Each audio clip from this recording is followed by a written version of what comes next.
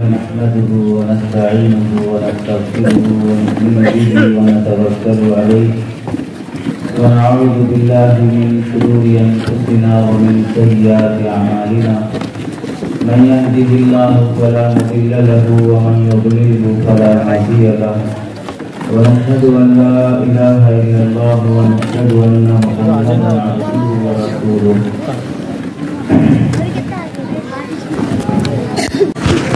أما بعد فقد قال الله تبارك وتعالى في القرآن المجيد والفرقان الحميد أعوذ بالله من الشيطان الرجيم بسم الله الرحمن الرحيم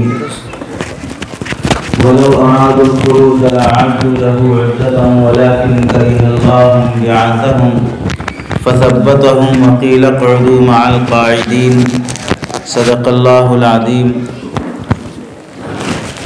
وقال النبي صلى الله عليه وسلم الصوم لي وأنا أجزي به أو كما قال النبي صلى الله عليه وسلم اللهم صل على سيدنا محمد وعلى آل سيدنا محمد وبارك وسلم اللهم صل على سيدنا محمد وعلى آل سيدنا محمد وبارك وسلم اللهم صل على سيدنا محمद وعلى आलि सय्यिदिना मुहम्मद वबारिक वसल्लम। स्टेज पर जलवा अफरोज़ मुअज़्ज़ज़ उलमा इकराम, मुअज़्ज़ज़ सामाईन, पर्दा नशीं ख़वातीन, मग़रिब से आप हज़रात मग़रिब से मुत्तसिल मुख्तलिफ़ उलमा इकराम के उर्दू और तेलुगु में भी बयानात सुने हैं। नातिया कलाम पाक से भी आपने अल्लाह के नबी अलैहिस्सलाम की इश्क़ और मोहब्बत में लज्जत भरी एहसास और कैफियत को महसूस किया है। मुझे आप हज़रात के सामने दो बातें अर्ज़ करनी हैं। पहली बात, रमज़ान आने से पहले रमज़ान की तैयारी कैसे करनी चाहिए। दूसरी बात यह है, रमज़ान को अपनी तब्दीली का रमज़ान बनाना और जिस इदारे में हम बैठकर ये दीन और इल्म की बातें सुन रहे हैं उस इदारे का हम पर क्या हक़ है, इन उलमा की खिदमत हमारे ज़िम्मे कैसी होनी चाहिए, इस मुताल्लिक़ आप हज़रात के सामने बयान किया जाएगा। कुरान मजीद की आयत में अल्लाह रब्बुल इज़्ज़त इरशाद फरमाते हैं वलौ अरादुल खुरूज लअद्दू लहू उद्दतन वलाकिन करिहल्लाहु बिआसहुम। अगर ये लोग अल्लाह के रास्ते में, जिहाद में, दीन की हिफाजत, दीन की इशाअत इस नीयत से अपनी जान हथेली में रख कर निकलने का इरादा कर लेते तो फिर इरादा करने वाले काम की तैयारी भी करते। अगर इरादा ही नहीं करेंगे तो काम की तैयारी भी नहीं करेंगे। वलौ अरादुल खुरूजा, निकलने का इरादा करते, लअद्दू लहू उद्दतन, तो उसके लिए अच्छी तैयारी भी की जाती। इसमें अगरचे के आयत मुनाफिकीन के बारे में कही गई है, जिहाद में निकलने के बारे में कही गई है, लेकिन आयत अपने उमूम की वजह से हर नेक काम के बारे में इस बात की दलील है कि अगर कोई भी मुसलमान कोई भी नेक काम करने का इरादा करेगा तो फिर उसकी तैयारी भी करेगा। अगर इरादा ही नहीं करेगा तो उसकी तैयारी भी नहीं करेगा। आपको घर में खाना बनाना है, बनाने का इरादा करेंगे तो अपनी जगह से उठेंगे, चावल लेंगे, चूल्हा जलाएंगे, चावल धोकर पकाने के लिए रखेंगे। अगर पकाने का इरादा ही नहीं है तो बिस्तर पर पड़े पड़े, लेटे लेटे कमर में दर्द, पैरों में दर्द, सर में दर्द का बहाना बनाते रहेंगे, लेकिन आप पकाएंगे नहीं चूँकि आपने इरादा ही नहीं किया है। घर साफ करने का इरादा करेंगे, अपनी जगह से उठेंगे, झाड़ू लेंगे और घर की सफाई करेंगे। अगर साफ रखने का कोई खातून इरादा करती ही नहीं है तो अपनी जगह लेटी रहेगी, बहाने बनाती रहेगी, घर मैला कुचैला रखेगी, लेकिन पाक साफ करने के लिए उज़्र पेश करती रहेगी, क्योंकि उसने साफ रखने का इरादा किया ही नहीं है। आप दुकान खोलना चाहेंगे, अब सुबह सुबह उठेंगे, चाबी लेंगे, तैयार होकर दुकान पहुंचेंगे, सामान का इंतज़ाम करेंगे, ग्राहक का इंतज़ार करेंगे। ये सब कब है? जब आपको तिजारत करने का इरादा है, तो फिर आप वैसी तैयारी भी करते हैं। हज को जाने का आपने इरादा किया तो पासपोर्ट बनाएंगे, और सरकारी तौर से जाना चाहते हैं तो हज हाउस से कांटेक्ट करेंगे, फॉर्म भरकर अप्लाई करेंगे, और अमाउंट जो पहले पे करना है वो पे करेंगे। पासपोर्ट बनने में कुछ ऊंच नीच हो, पासपोर्ट ऑफिस फिरते रहेंगे, हज हाउस फिरते रहेंगे, और लोगों से राय मशवरा लेते रहेंगे। ये सब क्यों? इस वास्ते के आपने हज का इरादा किया है, दूसरों ने नहीं किया है। जिसने किया वो पासपोर्ट का भी टेंशन लिया, जिसने किया हज का इरादा वो हज हाउस भी गया, जिसने किया हज का इरादा वो ट्रैवल्स वालों से राब्ता भी किया। वरना अगर कोई आदमी हज का इरादा नहीं है, जाना सोचा भी नहीं है, फिर बिला वजह के हज हाउस की चक्कर लगा रहा है, तो लोग उसे देखकर हौला कहेंगे, बिला वजह के क्यों चक्कर लगा रहे हो, बिला वजह के क्यों मालूमात कर रहे हो, जब तुम्हें जाना ही नहीं है तो ये सब मेहनत क्यों कर रहे हो। तो अल्लाह ताला फरमाते हैं, कोई भी नेक काम करने की तैयारी के लिए बुनियादी बात ये होती है कि आप इरादा करें कि हमें नेक रमज़ान गुजारना है, हमें ये रमज़ान इबादत का गुजारना है, तब जाके ये रमज़ान तब्दीली का रमज़ान बनेगा। हमारी नसीब को, हमारी किस्मत को, हमारे मुस्तकबिल को बेहतर बनाने का रमज़ान बनेगा। शर्त यह है कि आप पहले सोचो और इरादा करो कि ये रमज़ान पहले रमज़ान की तरह नहीं होगा, पिछले रमज़ानों की तरह लायानी में और गफलत में रमज़ान नहीं गुजरेगा। तब अल्लाह ताला भी उन्हें तौफीक बख्शेंगे अच्छा रमज़ान गुजारने की। हदीस में हज़रत इब्ने मसूद रज़ी अल्लाह तआला या दीगर सहाबा के बारे में हज़रत इमाम गज़ाली ने, हज़रत सैयदना अब्दुल कादिर जिलानी रहमतुल्लाह अलैह ने लिखा है, सहाबा रमज़ान आने से पहले कैसे इस्तक़बाल और तैयारी करते थे। उन्होंने लिखा है कि रमज़ान आने से पहले सहाबा, ताबईन, तबे ताबईन अपने ज़िम्मे में कर्ज़े होते तो कर्ज़े लौटा देते, किसी से कर्जा लेना है तो कर्जा वसूल कर लेते, कैदी जो जेल में पड़े हुए हैं उन्हें सज़ा देना है तो सज़ा दे दे और देकर उसे छुट्टी करा देते, अगर सज़ा नहीं देना है तो उसकी फाइल क्लोज करके उसे रुख्सत कर देते। जेल में पड़े हुए कैदियों को भी रमज़ान की इबादत करना है तो उनको भी सहाबा, ताबईन, तबे ताबईन जेलों में पड़े रहने नहीं देते, उनको भी अच्छी तरह रमज़ान गुजारने का सहूलत फराहम करते। और अगर अपनी तिजारत हो, शाबान का चांद देखने के बाद तिजारत समेट देते, दुकानों का माल कम कर देते, पूरे 10 महीने कमाने के लिए हैं, शाबान के महीने से ही वो अपनी तिजारत कम कर देते, लेना देना फैसल कर देते। अब शाबान का चांद देखने के बाद से ज़कात की माल की रकम अदा कर देते, ताकि गरीबों को रमज़ान में सफ़ीर बनकर, भिकारी बनकर, फ़कीर बनकर, मस्जिद मस्जिद, दुकान दुकान, गली गली, गांव गांव, मदरसे के चंदे के नाम पर, मस्जिद की तामीर के नाम पर, अपने घर के गुजारे के नाम पर इनको फिरना ना पड़े, उससे पहले ही शाबान में अपनी ज़कात अदा कर दो। इन मदारिस के अहबाब को भी, इन सुफरा को भी रमज़ान में रोज़ा रखना है, रात की तरावी पढ़नी है, गर्मी का मौसम है, और तुम्हारे ताउन और चंदों की खातिर रोज़ा रखकर गर्मी की प्यास बर्दाश्त करके और मस्जिद मस्जिद परेशानी में चक्कर काटते हुए कहाँ सहरी होगी, कहाँ इफ्तार होगा, कहाँ रात गुजरेगी, इसका इंतज़ाम भी नहीं हो सकता। चूँकि लोग रमज़ान में ही ज़कात देते हैं, रमज़ान में ही सदका खैरात करते हैं, उसके अलावा दिनों में देने तैयार नहीं होते, तो हम लोग अपने गरीबों को राशन देना हो तो भी रमज़ान में देते हैं, कपड़े तकसीम करना हो तो भी रमज़ान में देते हैं।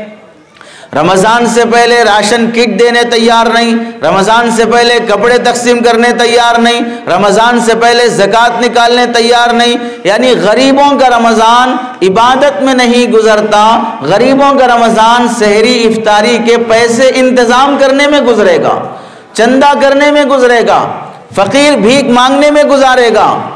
सहाबा और ताबईन का रमज़ान शाबान में ही ज़कात अदा कर दो, शाबान में ही कर्ज़े अदा कर दो, शाबान में ही कैदियों को रिहाई दे दो, शाबान में ही अपनी ज़कात के ज़रिए से दीनी इदारे वालों को और मदारिस को और गुरबा को, मोहताज लोगों को उनके ज़रूरत का सामान मुहैया कर दो, राशन किट तकसीम कर दो, उन्हें कपड़ों का इंतज़ाम कर दो, ताकि मालदारों के बराबर वो लोग भी रमज़ान पैसे के इंतज़ार में, कपड़ों के इंतज़ार में ना गुजारें, आफियत के साथ सहरी इफ्तारी भी हो और उनकी इबादत भी, उनके रोज़े भी, उनके तरावी भी सुकून और इत्मीनान के साथ हो सके। ये सहाबा का रमज़ान था जो अकाबिर ने लिखा है। हमारा रमज़ान क्या होता है? हमारा रमज़ान ये है, जैसे मालूम हुआ शाबान आने वाला है तो जो कपड़े के ताजिर हैं, जो चूड़ियों के ताजिर हैं, जूतियों के ताजिर हैं और फ्रूट्स के ताजिर हैं और ड्राई फ्रूट्स के ताजिर हैं, सौदे की दुकान वाले हैं, ये सारे लोग अगर पैसा भी नहीं है तो बाहर से पैसा कर्जा लेंगे, पार्टनर बनाएंगे। अगर कोई तिजारत करना भी नहीं जानता है, रमज़ान के एक महीने में बिजनेस करने के लिए पार्टनर बनना चाहेगा, फ्रूट्स की बंडी लगाएगा, कपड़ों की दुकान में पार्टनर बनेगा, क्योंकि ये सब लोग ये सोचते हैं रमज़ान का महीना बिजनेस का महीना है, रमज़ान का महीना कमाने का महीना है। इस वास्ते जितने दुकानों के ताजिर हैं, रमज़ान का महीना आने के बाद से माल बढ़ा देते हैं, कर्जे बढ़ा देते हैं, लौटाने वालों को भी और डिले कर देते हैं। उधर लौटा दिया जाता था, इधर और डिले कर दिया जाएगा, उधर तिजारत कम कर दी जाती थी, इधर तिजारत बढ़ा दी जाएगी, उधर ज़कात अदा कर दी जाती थी, इधर ज़कात रमज़ान शुरू होने के बाद शबे कदर तक भी अदा की जाती रहेगी, रमज़ान शुरू होने से पहले अदा नहीं की जाएगी। तो एक तबका मुसलमानों का रमज़ान के महीने को बिजनेस का महीना समझकर गुजार रहा है, रमज़ान के महीने को तिजारत का महीना समझकर तैयारी करता है। दूसरा तबका रमज़ान के महीने को हमारी मुसलमान माओ और बहनों का, ये ख़वातीन रमज़ान के महीने को पहला समझते हैं कि रमज़ान का महीना पकवान का महीना है, यानी 11 महीनों में इतना नहीं पकाएंगे जितना रमज़ान में पकाएंगे, 11 महीने में इतने नए नए डिश नहीं तैयार करेंगे जितना रमज़ान में तैयार करेंगे। अगर कोई पकवान पकाना नहीं आता है तो हमारी बहनें यूट्यूब में सर्च करेंगी, मोबाइल में 1 से 4 मरतबा देखेंगी और चूल्हे के पास मोबाइल रख कर उस यूट्यूब में देख देख कर पकाती रहेंगी। घंटा 1.5 घंटा पकाने में इफ्तार में चलेगा, सहरी में गुजरेगा, न सहरी में तहज्जुद नसीब होगी, न इफ्तार में दुआ नसीब होगी। नए नए आइटम बनाने की फिक्र है, नए नए डिश पकाने की फिक्र है। चूंकि शोहर भी कोई शरीफ आदमी नहीं है, वो भी चाहता है कि सुबह से 14 घंटे भूखे रहे, यही खाना जो 11 महीने से खाते आए, यही दाल जो 11 महीने से खाते आए, यही सालन जो 11 महीने से खाते आए। रमज़ान में कुछ टेस्ट नया होना चाहिए, रमज़ान में कुछ मज़ा नया होना चाहिए। इस वास्ते इस अहमक शोहर को खिलाने के लिए वो बेचारी अपनी तहज्जुद गंवा लेगी, इफ्तार की दुआ गंवा लेगी, यूट्यूब पे देखकर नए नए सामान बनाने का इंतजाम करेगी। और ना इफ्तार तो कई औरतों का दस्तरखान पर बैठकर, मुसल्ले पर बैठकर अल्लाह के सामने दुआ करते हुए नहीं गुजरता।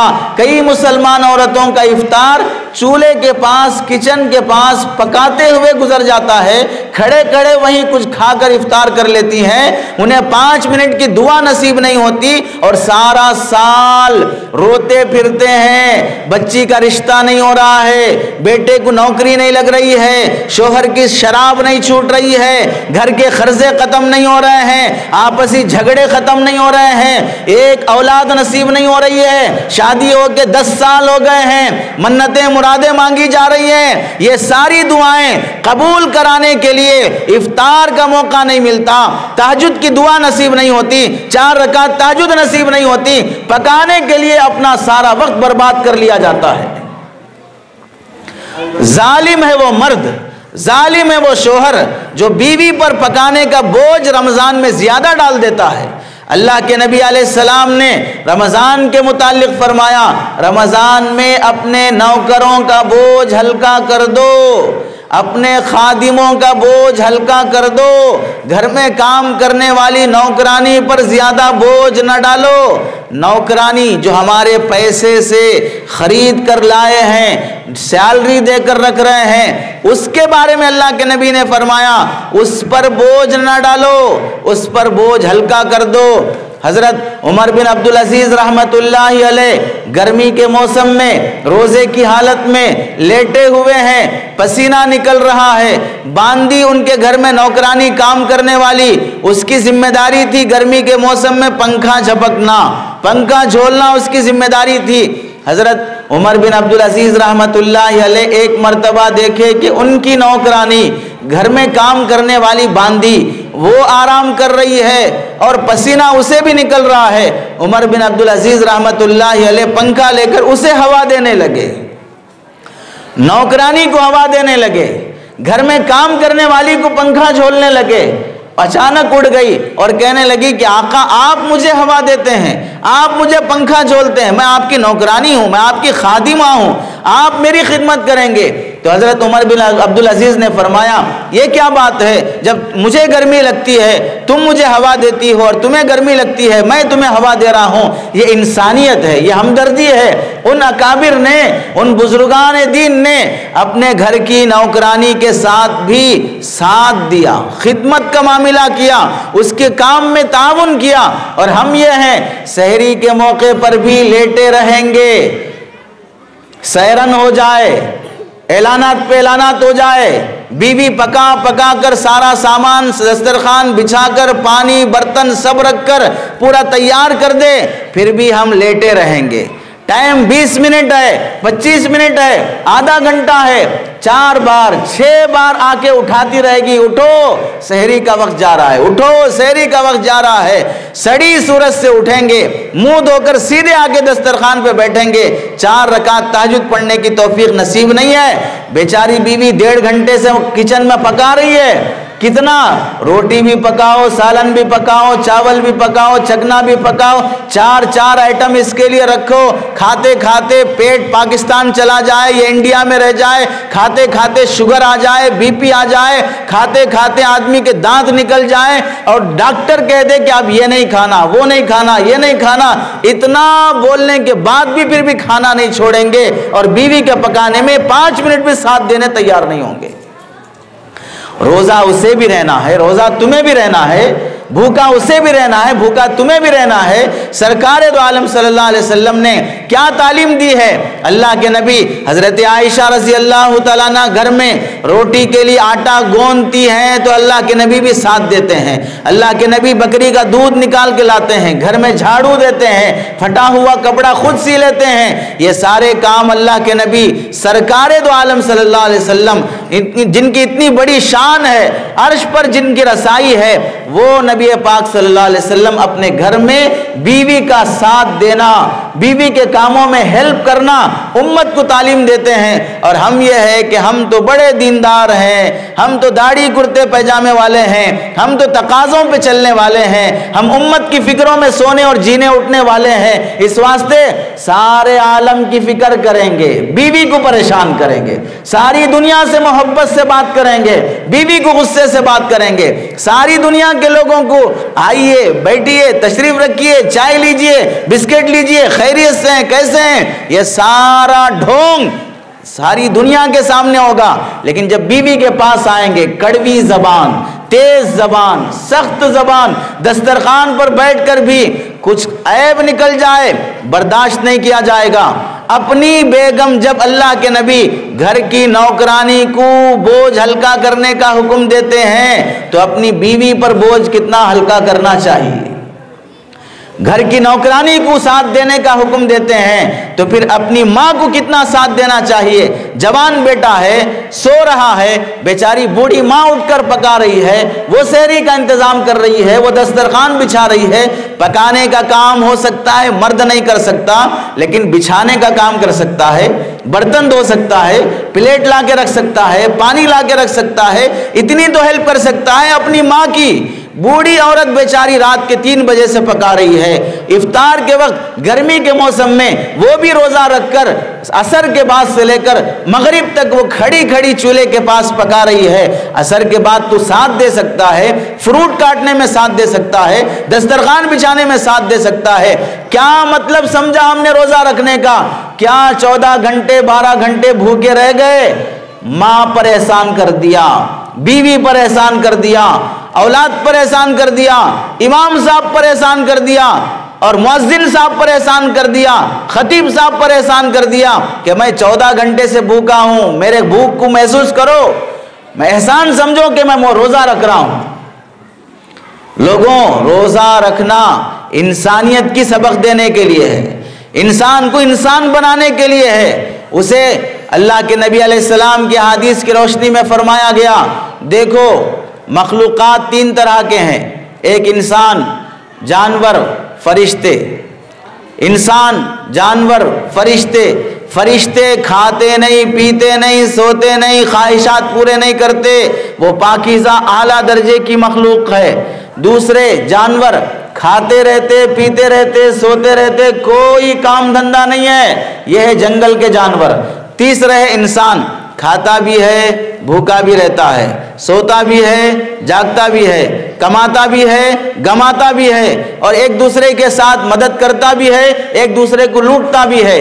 तो 2-3 तरह के इंसान मखलूक हो गए। जानवर जो बिल्कुल घटिया हैं, हमेशा खाओ पियो अय्याशी करो, मजे करो, जानवरों को कोई जॉब नहीं है, कोई नौकरी नहीं है, कोई स्कूल नहीं है, कोई कॉलेज नहीं है, उनको कमाने धमाने का कोई टेंशन नहीं है। पूरी दुनिया में तो यही है। आपके गांव के जानवर हो सकता है किसी कॉलेज में पढ़ने जाते हो, किसी वो स्कूल में काम करने जाते हो, किसी और जगह पर वो कमाने के लिए उनकी फैक्ट्रियां बनी हुई हों, और उनके शादी ब्याह के लिए फंक्शन हॉल बने हुए हों, सारे गधों की बारात आ रही है और गधी का को सजाया जा रहा है, और डिलीवरी के मौके पर और गधी का बच्चा पैदा हो रहा हो, मुर्गी का बच्चा पैदा हो रहा हो तो उसके लिए पैम्पर लाए जा रहे हो, उनके लिए झूला लाया जा रहा हो, मुर्गी के और बिल्ली के बच्चों के लिए भी चिल्ला 40वां किया जा रहा हो। सारी दुनिया में रिवाज नहीं है।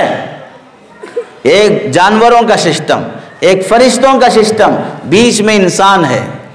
इसको अल्लाह ताला रमजान इस वास्ते अता किए कि 11 महीने ये जानवरों की तरह खाते पीते मजे करते रहता है। 1 महीना अल्लाह ने रोजा दिया है कि अब इस महीने में खाना बंद कर दो, पीना बंद कर दो, बीवी से मिलना बंद कर दो, ख्वाहिशात कम कर दो। 1 महीने में तुम फरिश्तों के जैसा रह के दिखाओ, फरिश्तों के जैसे रह के दिखाओ। खाने के टाइम पे नहीं खाना, पीने के टाइम पे नहीं पीना, सोने के टाइम पे नहीं सोना। रात में सोते हैं, रात में उठा दिया, जल्दी सोते हैं, रात 20 रकात तरावी के लिए खड़ा किया, सहरी के लिए उठा दिया। दिन में खाते हैं, दिन में भूखा रख दिया। बीवी से मिलते हैं लेकिन मना कर दिया। ये सब अहकामात देकर ये फरमाया कि तुम 1 महीना ये कर लो, फरिश्तों जैसे बन जाओगे, फरिश्तों जैसे बन जाओगे।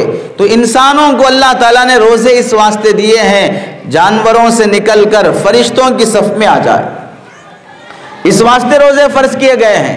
और दूसरी बात, इस वास्ते रोजे फर्ज किए गए, आज अल्लाह के हुक्म पर तुम 1 महीना रोजा रखने का इरादा किए हो, जिसकी वजह से भूख और प्यास तुम्हें महसूस होती है। देख लो चौराहों पर, फुटपाथ पर, गलियों में कितने गरीब हैं जो 2 वक्त खाना खाए बगैर भूख की हालत में सो रहे हैं। कितने गरीब हैं जिन्हें 2 वक्त की रोटी नसीब नहीं है। हमें तो इबादत की वजह से भूख हो रही है, वो तो फाके की वजह से भूखे रह रहे हैं। इंसान को रोजे का हुक्म गरीब इंसान, भूखे इंसान, मजबूर इंसानों की हमदर्दी और गमखारी समझने के लिए रोजा रखा गया है। और अगर रोजे की हालत में इंसान भूखा रहा ही नहीं। कैसे? 14 घंटे का गर्मी का रोज़ा। इसलिए जब दस्तरखान पर सहरी करने के लिए खाने बैठेंगे तो उस मौके पर बीवी एक चम्मच डालेगी, माँ एक चम्मच डालेगी, इधर से बेटा एक चम्मच डालेगा। 14 घंटे गर्मी का रोज़ा रखना है। इतना लंबा रोज़ा कहाँ भूखा रह सकते? 1 प्लेट खाओ, 2 प्लेट खाओ, 3 प्लेट खाओ, 4 प्लेट खाओ। क्या वास्ते? कि 14 घंटा रोज़ा रखना है। इस वास्ते 14 घंटे का टारगेट बनाकर 4 प्लेट सहरी में खाया। फिर उसके बाद इफ्तारी के लिए जब बैठा, उधर इफ्तारी में भी 1 प्लेट, 2 प्लेट, 3 प्लेट, 4 प्लेट खाया। क्यों? इस वास्ते कि 14 घंटा भूखा रहा। इधर सुबह में भूखा रहना बोलकर 4 प्लेट खाया, उधर इफ्तार में भूखा रहा बोलकर 4 प्लेट खाया, सुबह में 4 प्लेट, शाम में 4 प्लेट खाया, तो वो शख्स कभी भूखा नहीं रह सकता। इस वास्ते देख लीजिए हमारे समाज में कितने मुसलमान हैं, पूरा रमज़ान गुजर जाता है रोज़े रखकर, लेकिन 1 किलो भी वो कम नहीं होते। 1 किलो भी वजन कम नहीं होता।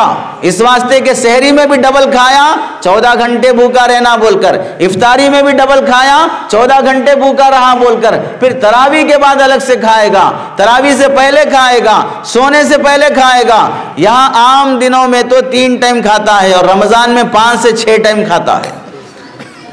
तो फिर कहां से 1 किलो भी कम होगा? रमजान का रोजा इस वास्ते दिया गया है, भूख को महसूस करो।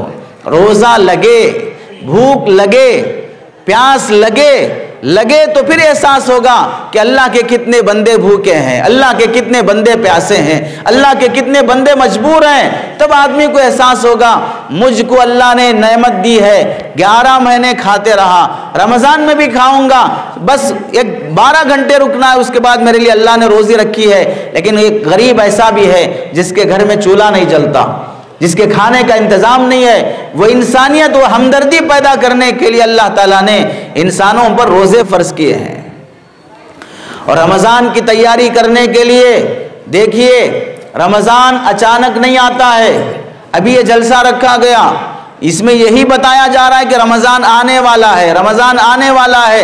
रमजान आने से पहले रमजान की तैयारी करो, इस वास्ते कि रमजान अल्लाह का मेहमान है, रमजान अल्लाह का मेहमान है। और मेहमान आने से पहले घर में मेहमान के लिए तैयारी कर ली जाती है। मेहमान आने के बाद तैयारी नहीं करते, मेहमान आने से पहले तैयारी करते हैं। उसकी मिसाल, तुम्हारे घर में बेटी जवान हो गई, रिश्ता देखने के लिए लड़के वाले आ रहे हैं, उन्होंने कह दिया कि हम 4 बजे आपके घर पहुंच रहे हैं। तो 4 बजने से पहले लड़की के घर वाले घर भी साफ करते हैं, कपड़े भी साफ करते हैं, दालान भी साफ करते हैं, लड़की को भी बना सवार कर तैयार करते हैं। आने वाले मेहमानों के लिए फ्रूट्स, ड्राई फ्रूट, चाय, बिस्किट सब लाकर रख लेते हैं, बस आने का इंतजार रहता है। अगर वो लोग 4 बजे का टाइम देकर नहीं आए तो फिर फोन पे फोन करते हैं कि आपने 4 बजे का टाइम किया था,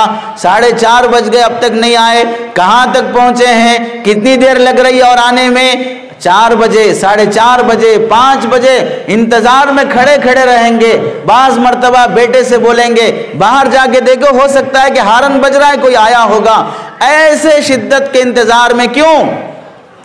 लड़की को देखने के लिए लड़के वाले आ रहे हैं। ये इंतजार आने वाले मेहमान का। और तैयारी अंदर, घर साफ, लड़की को तैयार और सामान सब लाकर इंतजाम पूरा कर दिया, क्योंकि आने के बाद आते ही खुश दिली के साथ वेलकम करते हुए, सीना तान कर और वसी कल्ब के साथ उनको हम इस्तकबाल कर सकें, बिठा कर इकराम कर सकें। ये तैयारी लड़की वाले लड़के वालों की आमद पर करते हैं। और अगर कोई अक्लमंद घराना ऐसा है कि वो मालूम हो गया कि 4 बजे लड़के वाले देखने के लिए आ रहे हैं और 4 बजे लड़के वाले आ गए और लड़की वाले सब टांग फैला के सो रहे हैं, लड़की वाले आकर दरवाज़ा खटखटाए तो अब एक आदमी आके कह रहा है कि ठहरिए, एक 10 मिनट रुकिए, सब सो रहे हैं, मैं उठाऊंगा, उसके बाद घर में झाड़ू होगी, एक 10 मिनट रुक जाइए। उठकर लड़की वाले झाड़ू मारने लगे। अब उसके बाद कपड़े इधर उधर पड़े हुए हैं, लड़की भी सड़ी सूरत में सो रही थी, उसको भी तैयार करना है। अब आके कहने लगे 15 मिनट रुक जाइए, हम लड़की को भी तैयार कर लेते हैं। 25 मिनट मिनट आधा घंटा रुका दिया। उसके बाद कहने लगे अब आके बैठिए, हमारा बच्चा चाय बिस्किट लाने जा रहा है, फ्रूट्स लाने के लिए जा रहा है, तब तक आप आके तशरीफ रखिए। अगर कोई लड़के वाले लड़की वाले ऐसा इस्तकबाल करेंगे तो बताइए वहां पर रिश्ता होगा? लड़के वाले वहां रिश्ता करना चाहेंगे?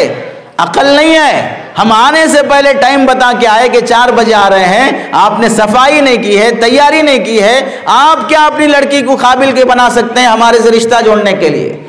तो आदमी एक बेटी का, एक बेटे से, एक लड़की का, एक लड़के से रिश्ता जोड़ने के लिए वो लड़के वाले आने से पहले इतनी तैयारी कर लेते हैं वो खानदान के लोग।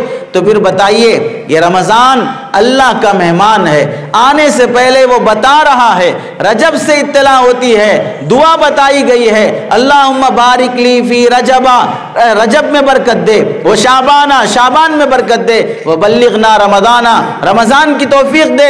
ये सिखाया गया कि देखो रमजान आने वाला है, रमजान आने वाला है। तारीख बता दी गई कि फला चांद रात है, फला पहली रात की तरावी पढ़ी जाएगी। उसके बावजूद भी जैसे लड़की वाले टांग फैला के सो रहे हैं, वैसा मुसलमान भी रमजान के आने से पहले सो रहे हैं। रमजान आ गया, आकर जैसे वो मेहमान 10 मिनट खड़े रहे, रमजान आकर 10 दिन गुजर गए, फिर भी न कोई कपड़ा लाया, न कोई कपड़ा सिलाया, न कोई सौदा सामान लाया, न कोई ईद की तैयारी किया।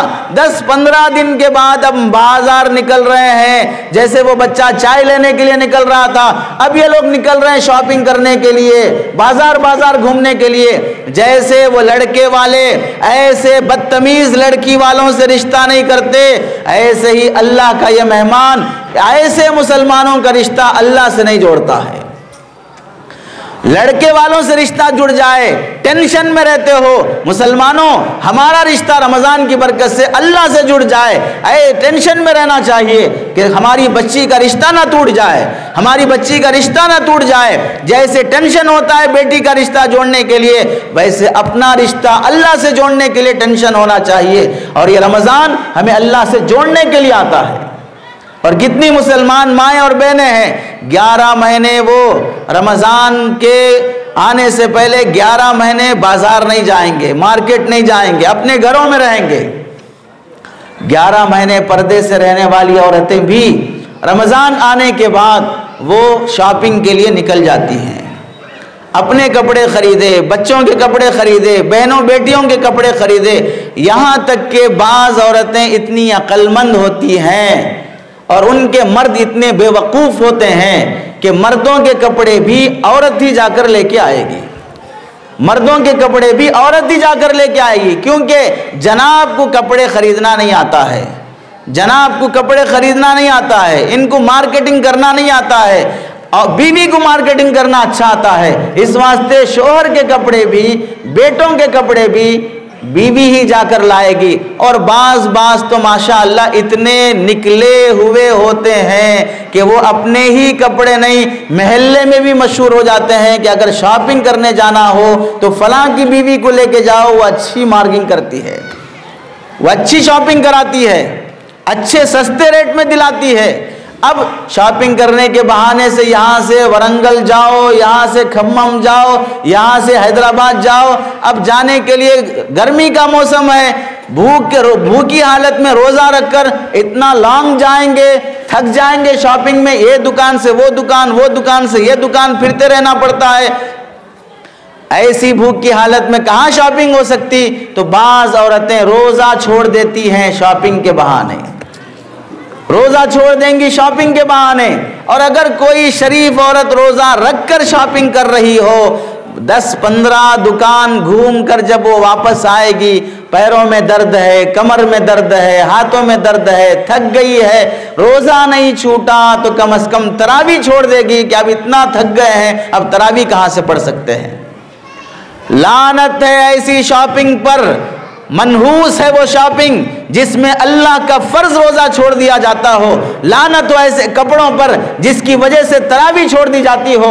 सरकार दो आलम सल्लल्लाहु अलैहि वसल्लम और अल्लाह के नबी अलैहि सलाम के सहाबा तरावी का जितना एहतमाम फरमाते थे, एक रोज़ा अल्लाह के नबी ने फरमाया, एक रोज़ा अगर छोड़ दिया जाएगा सारी ज़िंदगी तुम उसके बदले में रोज़े रखते रहो, लेकिन तलाफी नहीं हो सकती है, वो सवाब नहीं पा सकते हो, वो बरकत नहीं हासिल हो सकती जो रमज़ान के रोज़े में हासिल होती है। लेकिन शॉपिंग के बहाने छोड़ दिया जाएगा, कपड़े खरीदने के बहाने छोड़ दिया जाएगा। अभी आप जाके देख लीजिए, इतनी ज़्यादा पब्लिक नहीं होगी मार्केट में, बुर्के वाली औरतें इतनी नज़र नहीं आएंगी, लेकिन रमज़ान शुरू होने के बाद हर दुकान पर बुर्के वाली औरत नज़र आएगी, हर गली में बुर्के वाली औरत नज़र आएगी।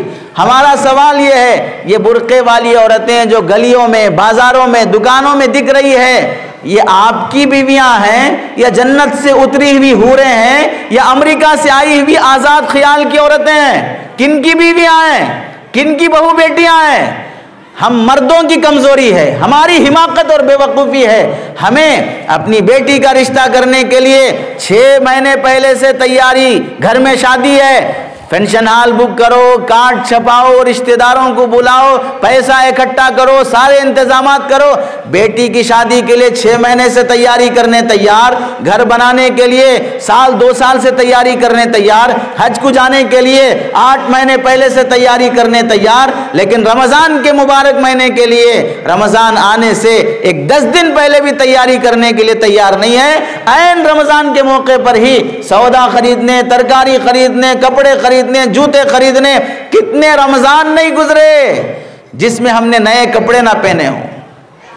आप में से 80% मुसलमान देख लीजिए, 40 रमजान आपको मिल गए, 30 रमजान आपको मिल गए, हर रमजान में नए कपड़े पहने हो, हर रमजान में नए चप्पल पहने हो, हर रमजान में नए जूते पहने हो, लेकिन बताइए एक रमजान भी हमारी जिंदगी की तब्दीली का रमजान बना? अल्लाह के नबी अलैहिस्सलाम ने फरमाया कहीं पर भी कि जो आदमी जितने भारी ड्रेस पहनेगा उतनी बड़ी जन्नत में उसे जगह मिलेगी। मेरी बहनों तुम भी सुनो, कहीं हदीस में आया है कि तुम जितने महंगे कपड़े पहनोगे, जितने भारी कपड़े पहनोगे, उतना जल्दी तुम्हें जन्नत में जगह मिलेगी, उतना ऊंचा दर्जा मिलेगा। जैसे कीमती कपड़ों में पहनोगे वैसी तुम्हारी मगफिरत की जाएगी। अल्लाह की मगफिरत नए कपड़ों पर नहीं है, अल्लाह की मगफिरत नए नए फैशन के जूते, चप्पल और चूड़ियां खरीदने पर नहीं है। ईद उसकी है जिसने रोजे रखे हों, ईद उसकी है जिसने तरावी पढ़े हों, वरना तो उनके लिए वईद है, उनके लिए तंबी है जिन्होंने रमजान के मुबारक महीने को ज़ाय और बर्बाद कर लिया। रोज़ों का एहतमाम नहीं, तरावी का एहतमाम नहीं। आप देख लीजिए, रमज़ान वो महीना है जो हमें अल्लाह से मिलाता है।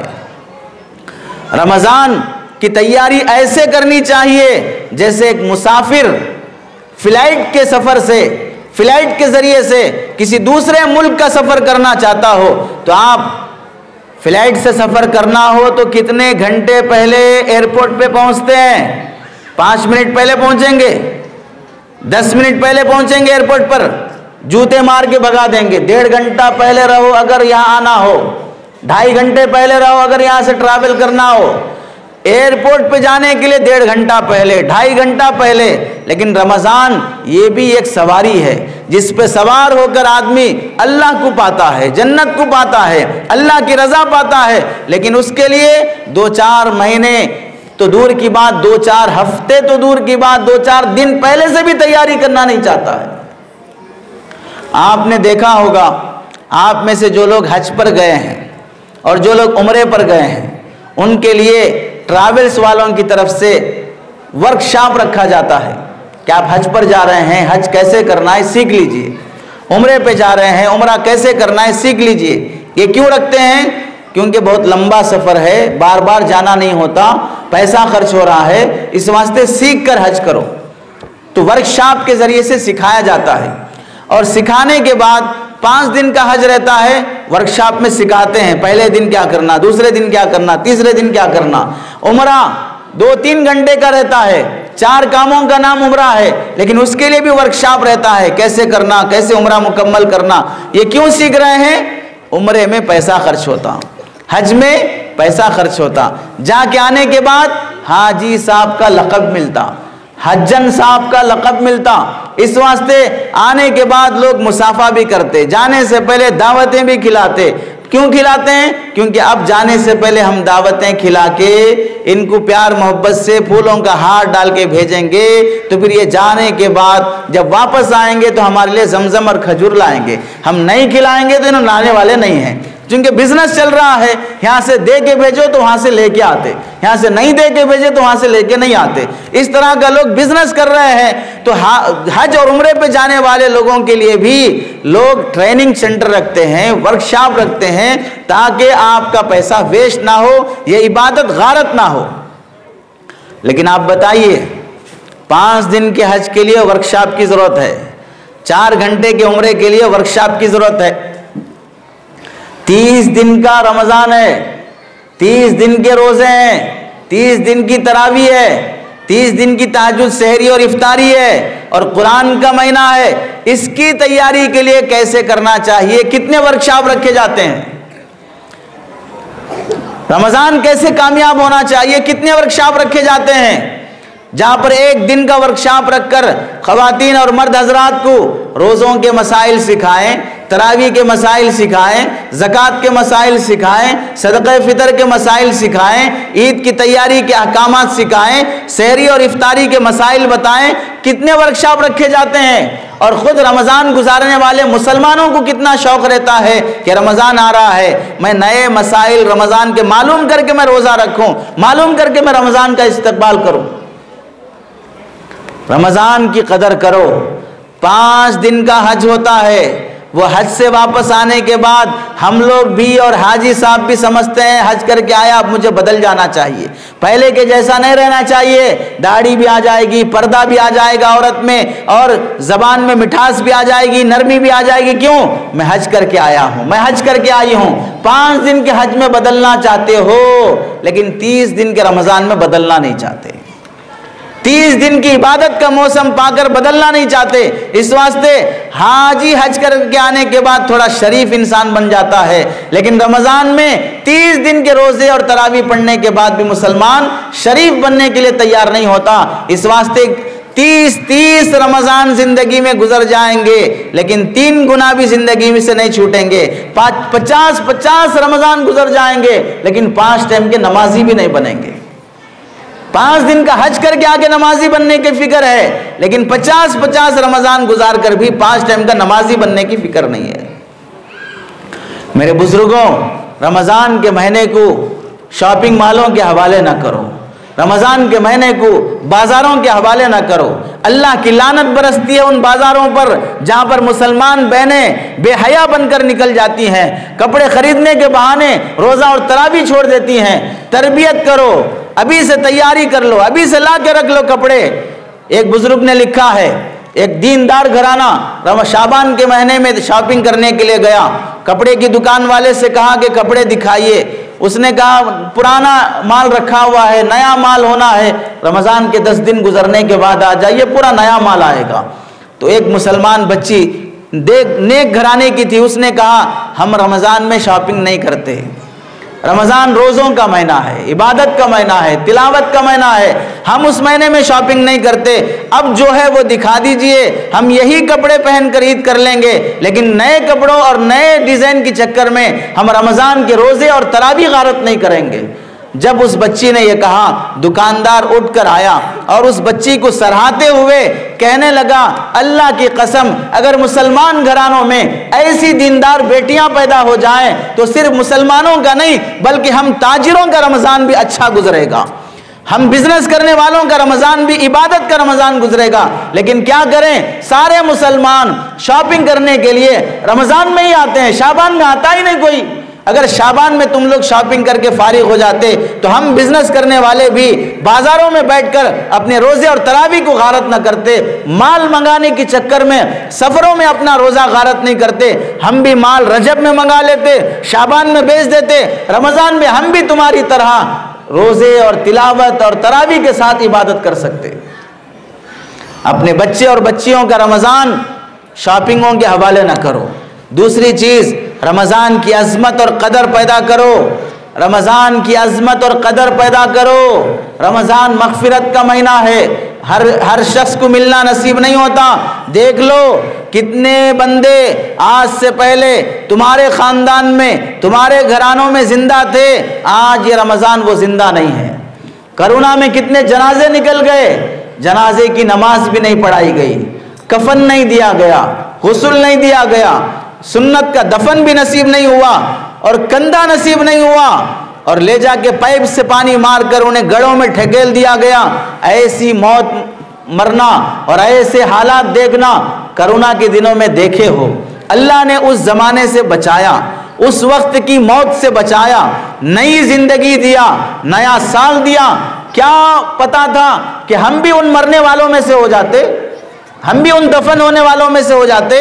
लेकिन अल्लाह ने सेहत दिया, आफियत दिया, बचाया है। तो इस जिंदगी को गनीमत समझो, इस नई जिंदगी को गनीमत समझो और नया अमल करके दिखाओ, नई जान और नया ईमान बनाकर दिखाओ। रमज़ान के महीने की कदर करने के मुतालिक हज़रत अब्दुल्ला शाह साहब रहमतुल्लाहि अलैह ने लिखा है, एक मजूसी आग की पूजा करने वाला अपने बच्चे को लेकर बाजार में जा रहा था और उस बच्चे ने, आग की पूजा करने वाले मजूसी के बच्चे ने मार्केट में दुकान से कोई चीज़ उठाकर खा लिया। इस मजूसी को गुस्सा आया, बच्चे को थप्पड़ मारा और कहने लगा, तुझे शर्म नहीं आती?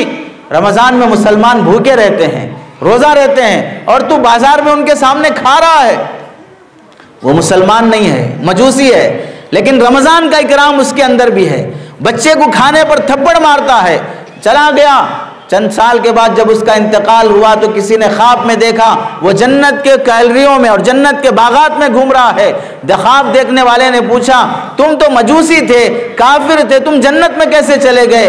उसने कहा, अल्लाह को मेरा एक अमल पसंद आ गया और वो अमल था रमज़ान के महीने में मेरा बच्चे ने बाजार में सबके सामने खाया तो मैंने थप्पड़ मारा कि रमज़ान खाने का महीना नहीं है, मुसलमानों के रोज़े का महीना है, वो अल्लाह के लिए भूखे रहते हैं। मेरे बच्चे को वो थप्पड़ मारना अल्लाह को पसंद आ गया और अल्लाह ने मुझे मौत से पहले कलिमा नसीब कर दिया और ईमान की हालत में मेरी मौत हुई है, उसके बदले में अल्लाह ने मुझे जन्नत नसीब किया।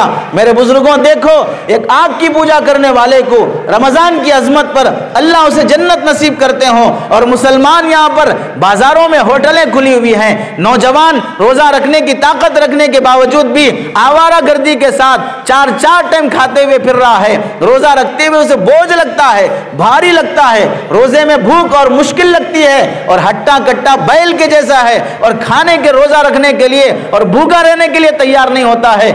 पुराने जमाने के 60-70 साल की उम्र के लोगों से पूछ लो, आज भी ये बुढ़ापे में रोजा रखते हैं, इन्हें कोई मशक्कत महसूस नहीं होती।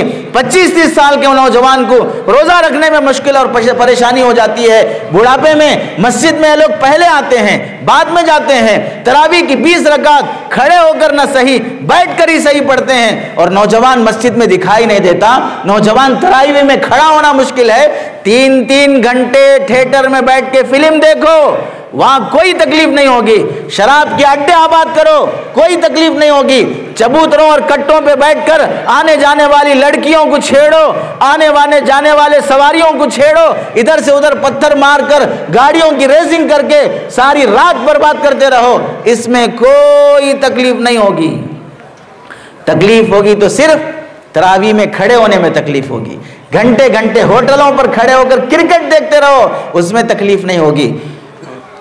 कैसी बेहयाई के साथ मुसलमान जी रहा है। और फिर हम लोग कहते हैं कोई भी पुलिस केस का मामला हुआ, मुसलमान के हक में नाहक फैसला हुआ, तो फिर मुसलमान कहता है कि पूरे पुलिस सिस्टम में आरएसएस घुस आए हैं, इस वास्ते मुसलमानों के हक मारे जा रहे हैं। और जब अदालतों में केस जाता है और मुसलमानों के हक में नाहक फैसला होता है तो फिर कहते हैं पूरी अदालतों में वकील और जज आरएसएस बैठे हुए हैं, इस वास्ते मुसलमानों को हक नहीं मिल रहा है। और जब मीडिया में कोई मसला उठता है तो फिर कहते हैं मुसलमानों को बदनाम करने के लिए ये मीडिया बिका हुआ है, ये मीडिया तलवे चाट रहा है, इस वास्ते मुसलमानों को बदनाम करने के लिए पीछे पड़ा हुआ है। हम ये पूछते हैं, पूरी पुलिस में गुंडे घुस आए, अदालतों में गुंडे घुस आए, मीडिया में गुंडे घुस आए, तो आप जनाबे मोहतरम आप कहां घुस गए थे? फिर आप कहां थे? आप क्या कर रहे थे? जब उधर दुश्मनों की औलाद और दुश्मनों के लड़के सुबह सुबह उठकर वर्जिश करके वो अपने आप को फुर्तीला बना रहे थे, तुम 4 बजे तक जागकर सुबह फजर के टाइम सोने के लिए बिस्तर पे जा रहे थे, वो मेहनत करके कॉलेजों में पढ़ने के लिए, मेहनत करके अपनी डिग्रियां हासिल करने के लिए कोशिशों में लगे थे। उन दिनों में हमारा जवान गाड़ियां लेकर रेसिंग करते हुए कॉलेज के सामने लड़कियों को पढ़ाने की फिक्र में रहता है, और जब वो नौकरियां पाने की खातिर रिश्वत देकर लोगों के जूते और पैर पकड़कर नौकरियां हासिल करना चाहते हैं, तो उस वक्त हमारा नौजवान क्रिकेट के छक्के और चौके पर थालियां बजाते रहता है, और उधर का बूढ़ा शख्स भी अपनी आरएसएस की और अपनी दुश्मनाने इस्लाम की फिक्री तंजीमों से फारिग होने के बाद रात के वक्त में बैठकर अपने मजहब के जवानों की प्लानिंग करता है कि हम ये सीट छोड़ देंगे, जवानों को ये सीट देंगे, इनका खून गर्म है, इनमें जोश है, ये हमसे बेहतर काम कर सकते हैं। लेकिन हमारा हाल ये है कि हम सीट की खातिर, कुर्सी की खातिर लड़ते रहेंगे। चेयरमैन तो एक ही हो सकता है, लेकिन हर महल्ले में, हर मस्जिद में हर शख्स चेयरमैन बनना चाहता है। इस वास्ते नमाज पढ़ने के लिए भी आएगा, बैठकर या खड़े होकर नमाज नसीब नहीं होगी, कुर्सी लेकर नमाज पढ़ना चाहेगा, क्योंकि वो चेयर है, ये मैन है और ये चेयरमैन बनना चाहता है। फर्ज नमाजों का भी ढंग नसीब नहीं है, और फिर दुश्मनों को गालियां देते रहो। जजेस कहां से निकलते हैं? जज बनने के लिए कट्टों और चबूतरों के लोगों को फॉर्म मिलेगा जज बनने का, या कॉलेजों में मेहनत से पढ़ने वालों को मिलेगा? लायर बनने के लिए कट्टों और चबूतरों पे बैठने वालों को मिलेगा, या मेहनत से कॉलेजों में पढ़ने वालों को मिलेगा? पुलिस की जॉब सुबह सुबह वर्जिश करके अपने को फिटनेस रखने वालों को मिलेगा, या सुबह सुबह टांग फैला के सोने वालों को पुलिस की जॉब मिलेगी? बड़े बड़े नौकरियां और ओहदे क्रिकेट देखकर, वॉलीबॉल देखकर, वीडियो गेम खेलकर, पबजी खेलकर, ब्लू व्हेल खेलकर, ये सारे गुनाहों में मुब्तला होने वालों को बड़े बड़े ओहदे मिलेंगे, या अपनी जान, माल, वक्त कुर्बानियां देकर अपने को फाके और मजबूरियों में रखकर, कर्जों में डुबाकर अपनी नौकरियां पाने के लिए बाप, माँ, औलाद सब मेहनत कर रही हो, उनको नौकरियां मिलेंगी, या इन लोगों को नौकरियां मिलेंगी जो 10 पढ़ने के बाद ऑटो चलाना चाहते हैं? कहां जा रहा हमारा मुस्तकबिल? क्या करना चाहता है हमारा जवान? हमारी मुसलमान माएं और बेटियां किस कदर बेहया और बेपर्दा बनती जा रही हैं। रमजान जैसा मुबारक महीना भी इनको हयादार बनाने के लिए काफी नहीं है। अल्लाह के नबी अलैहिस्सलाम ने रोजा फर्ज फरमाया, रोजा ना छोड़ा जाए।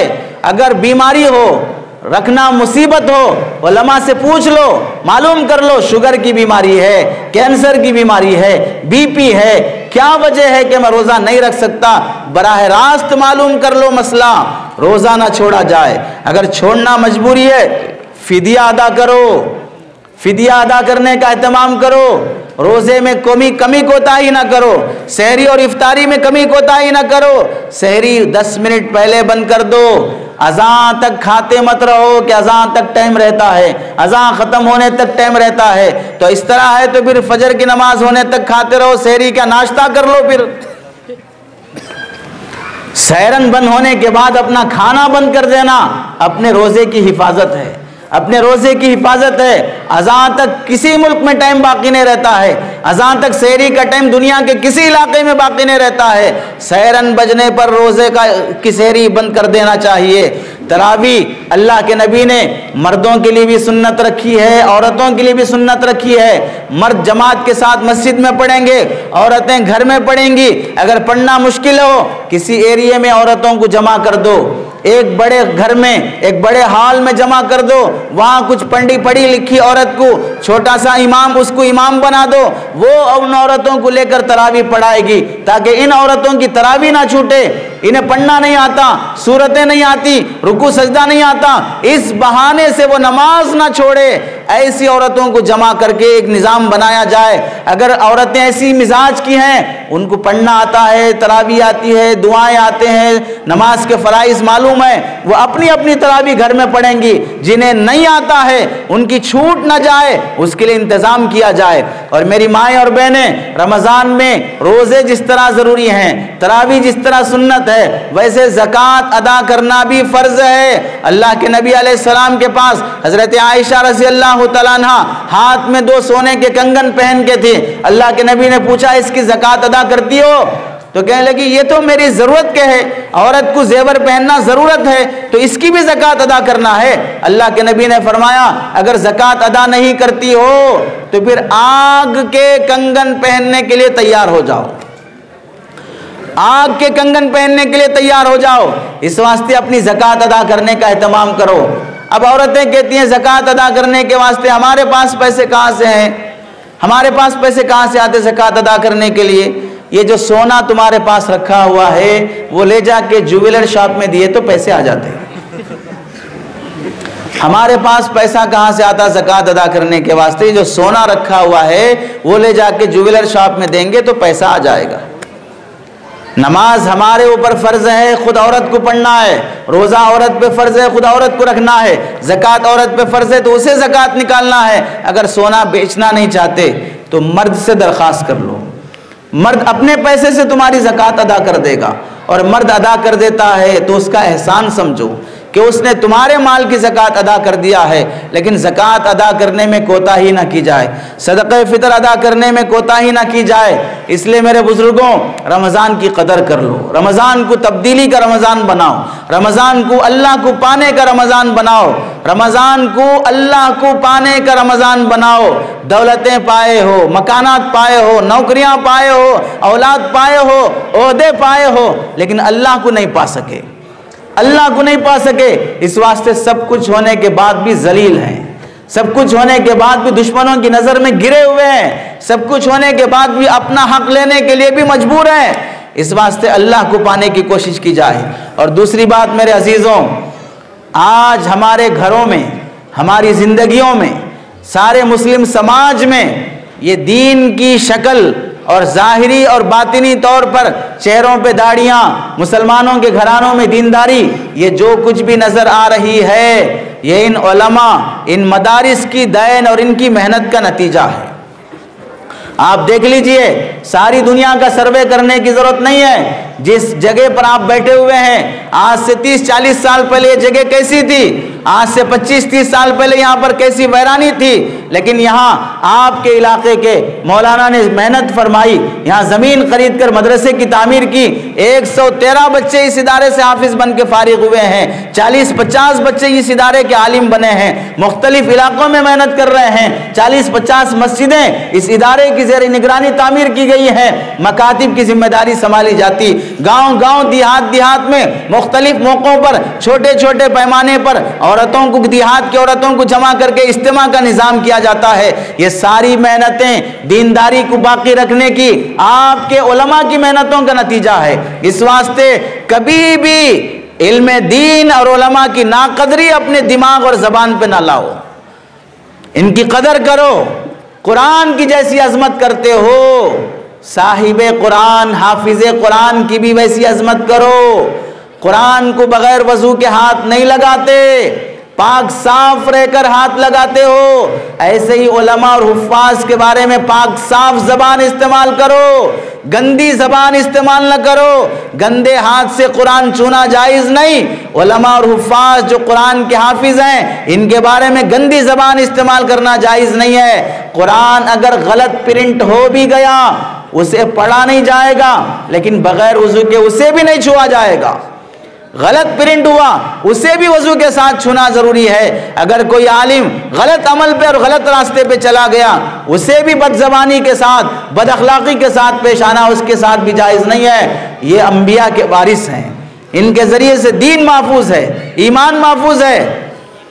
इन उलमा और हुफ्फाज की मिसाल ऐसी है जैसे इंडिया की बॉर्डर पर मिलिट्री जो चाइना, पाकिस्तान, बांग्लादेश की फौज को अंदर घुस आने से सारी ज़िंदगी बॉर्डर पर गुजार देते हैं, सहूलतों को छोड़कर, राहतों को छोड़कर, अपनों से दूर होकर सरहदों पे जो जीते हैं ताकि दुश्मन अंदर घुस ना आए, मुल्क की हिफाजत रहे।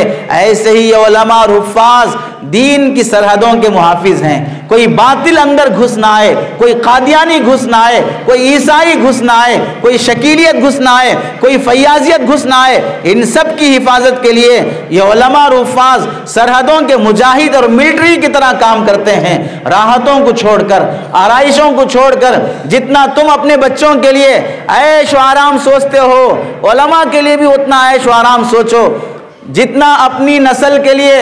आप हजरात देख लीजिए, बच्चे को हाफिज बनाना, आलिम बनाना हो तो फिर क्या करते हैं कि भाई बच्चा हाफिज आलिम बनने के बाद जॉब मिलेगी, अच्छी नौकरी आएगी, क्या कमाएगा, कहाँ से खाएगा, कैसे गुजारा करेगा।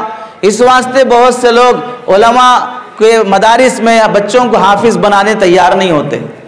हम ये पूछते हैं कि ठीक है भाई बच्चा हाफिज बना तो कहाँ से खाएगा, कौन सी जॉब मिलेगी, कितनी नौकरी आएगी, क्या सैलरी मिलेगी। ये बेचारे मामूली तनख्वाहों पे रहते हैं, ज़्यादा सैलरियाँ नहीं रहती है, ठीक है हम मान लेते हैं। लेकिन आपसे सवाल ये है, ये उलमा हुफ्फाज सब की सैलरियाँ कम हैं, इनकी इनकम उतनी ज़्यादा नहीं है। आप लोगों की इनकम माशाल्लाह बहुत ज़्यादा है, तो फिर बैंकों से लोन लेने वाले कौन लोग हैं? जिसकी सैलरी कम है उसको लेना चाहिए ना लोन, कि भाई उसके पास पैसा नहीं है बेचारा लोन ले। आपके पास तो पैसा ज्यादा है तो आपको तो लोन लेने की जरूरत नहीं है ना। फिर भी लोन लेने वाले उलमा हुफ्फाज हैं या गैर उलमा गैर हुफ्फाज हैं? कौन मुब्तला है बैंक के लोन में? किसके पेट बड़े बड़े हैं? कौन चाह रहा है एकड़ों की जमीन हड़पना? कौन चाह रहा है बहनों की विरासत मार के खाना? कौन चाह रहा है पार्टनर को धोखा देना? कौन चाह रहा है नाजायज जायदाद पे कब्जा करना? कौन चाह रहा है औकाफ और मस्जिदों की जमीनें हड़प कर निगल लेना? जिसके पास नहीं है उसको चाहिए था कि वो कोशिश करता, जिसके पास है वो बेचारा ही लोन में मुब्तला है। चलिए उलमा हुफ्फाज के पास उतनी ज्यादा दौलत नहीं है, आपके पास है, तो फिर कोर्ट कचहरियों में मसाइल किसके चल रहे हैं? उलमा हुफ्फाज के चल रहे हैं या दूसरे लोगों के चल रहे हैं? कोर्ट कचहरियों के चक्कर कौन काट रहा है?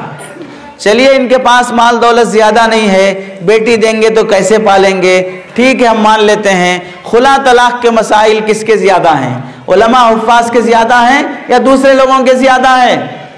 बीवियों के टेंशन किसको ज्यादा है? अरे बीवियों का टेंशन किसको ज्यादा है?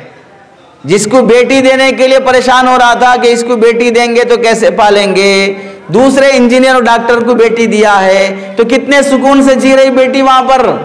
क्यों खुला तलाक के मसले एजुकेटेड लड़कियों में पेश आ रहे हैं? पढ़े लिखे उलमा हुफ्फाज में खुला तलाक के मसाइल क्यों पेश नहीं आ रहे हैं? एक बीवी को भी संभालना भारी पड़ गया। और हम मौलवियों से बाज लोग इस वास्ते शादी नहीं करना चाहते कि एक पे सब्र नहीं कर सकते, ये लोग चार चार की बातें करते। जिसको देने से परेशान थे वो तो 4 का टारगेट रखा है, और जिसको खुश होके दिया है वो 1 से भी परेशान है। दौलत ये अल्लाह के मुकद्दर से होती है, हमारी मेहनतों से नहीं होता।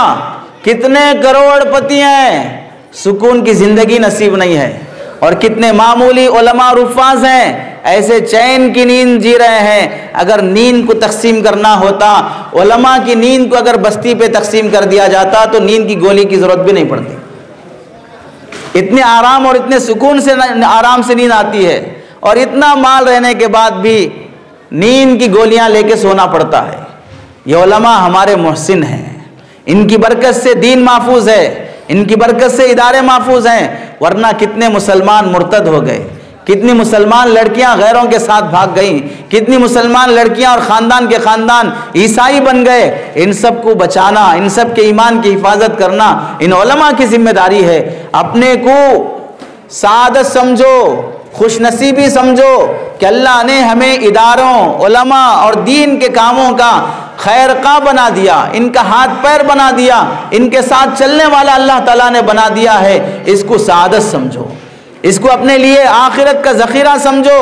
पिछले ज़माने में जो अल्लाह के बंदे, इन उलमा के खादिम, इन दीन के मदारिस के खादिम, आपको देख लीजिए, यहाँ मंचरियाल में एक मस्जिद है, मस्जिद अरफात।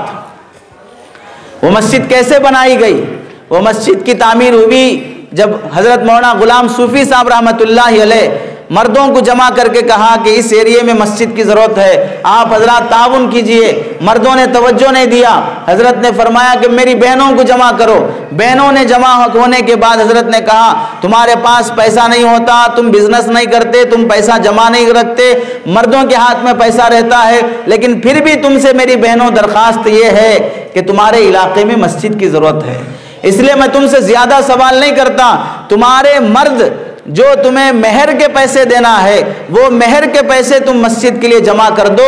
उन अल्लाह की बहनों ने, सारी गांव की औरतों ने अपने मेहर के पैसे जमा करके वो सारी मस्जिद अरफात औरतों के मेहर से तामीर की गई।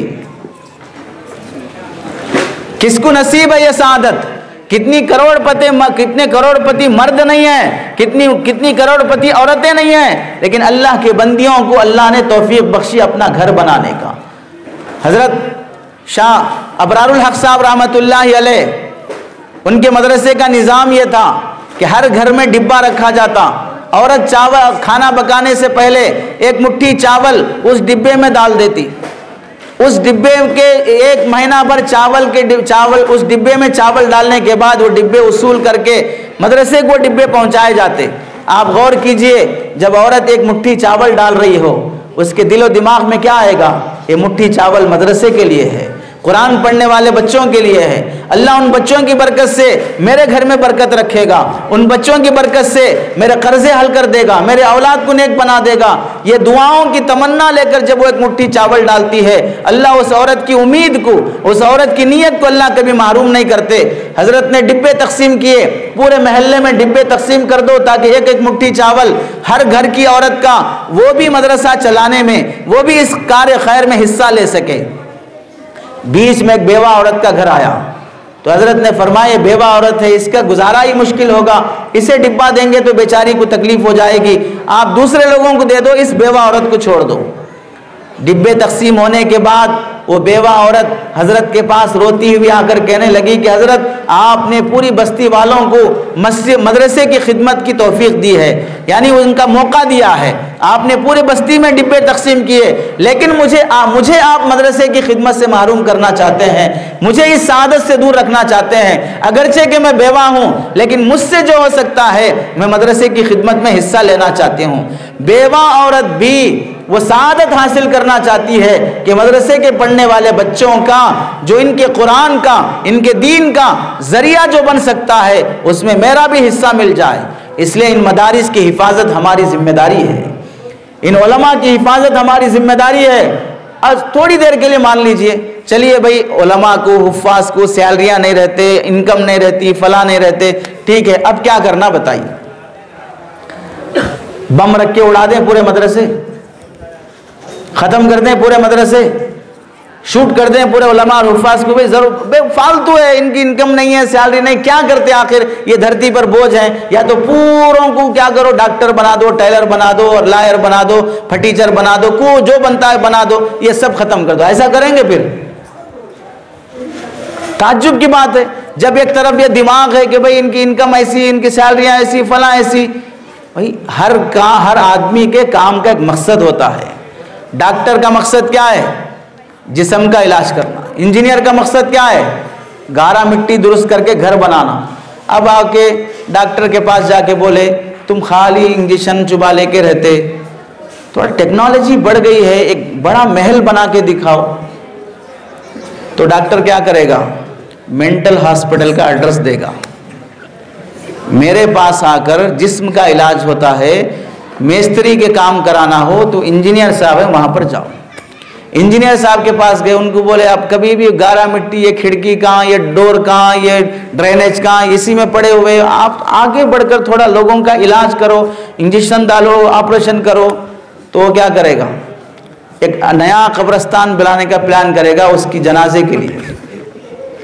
मैं घर तो बनाते रहता हूँ, तुम्हारे लिए कब्र बना देता हूँ, मेरा जो काम है वो कंस्ट्रक्शन का काम है, उसका जो काम है वो ट्रीटमेंट का काम है, उसका काम वो करेगा, इसका काम ये करेगा, इसका काम वो नहीं करता, उसका काम ये नहीं करता। ऐसे ही उलमा हुफ्फाज का काम है कुरान और हदीस की हिफाजत करना, इनसे ये काम होगा, इसके अलावा इनसे इनकम का काम नहीं होता, इनसे आमदनी ज़्यादा नहीं होती, ये कुछ नया करके नहीं दिखा सकते, ये जो भी रहता है वो मदरसा मस्जिद की इनकम पे जीना पड़ता है, कमाने के लिए कुछ और करना चाहिए। कुरान हदीस के ज़रिए से कैसे कमा सकते, इमामत करके पैसा कैसे ले सकते, मदरसा पढ़ा के पैसा कैसा ले सकते, कुरान पढ़ाकर मकतब पढ़ाकर पैसा कैसा ले सकते, ये तो अल्लाह के वास्ते करना चाहिए, अपने कमाने और गुजारे के वास्ते कुछ नया काम करना चाहिए। ऐसा दिमाग भी बहुत से लोगों का चलता है। तो हम उनसे सवाल करते हैं, ठीक है उलमा हुफ्फाज भी अल्लाह के वास्ते कुरान करें पढ़ाएंगे, इमामत करेंगे